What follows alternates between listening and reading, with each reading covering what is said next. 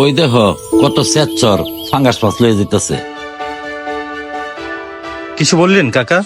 না কাহা, না না, কিছু তো একটা বলছেন। না বলছিলাম তোমার মেজেন কোনো হিংসা নাই, বড় লোক মানুষ ফাঙ্গাস মাছ নাও এ আর কি। শুনেন কাকা, এই চায়ের দোকানটারে আপনারা বানাই ফেলছেন পরচর্চার কারখানা। এখানে বইসা কে কি খাইলো, কে কি বাজার করলো, এগুলো দেখেন আর সমালোচনা করেন। বয়স হইছে, এখানে আসছেন, চা খাইছেন, বাড়িতে চলে যাবেন। এগুলো এখানে বইসা সমালোচনা করা, এটা তো ঠিক না।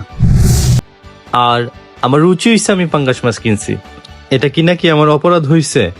একটা মানুষের রুচি হইতেই পারে। আপনাদের জন্য অনেকে লজ্জায় তাদের পছন্দের খাবারটি কিনতে পারে না।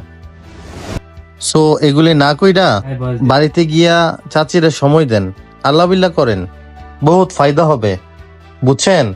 আর কিছু কইলাম না। বারের কথাটা দোকানে এসে বলা ঠিক হয় নাই। আপনি নামাজ রোজা করেন, নামাজ রোজা করে কি লাভ?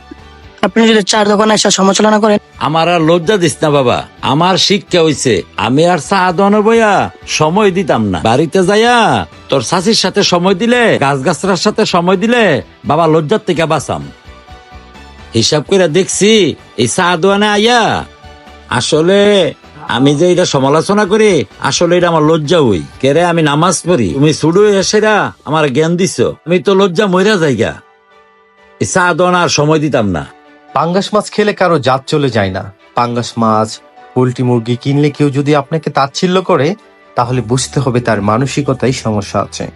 এই শ্রেণীর মানুষ কখনো নিজের অবস্থান পরিবর্তনের প্রচেষ্টা করে না, তারা কেবল ব্যস্ত পরনিন্দায়। সরাসরি সামনে পড়ে গেলে এভাবে উচিত জবাব দিন।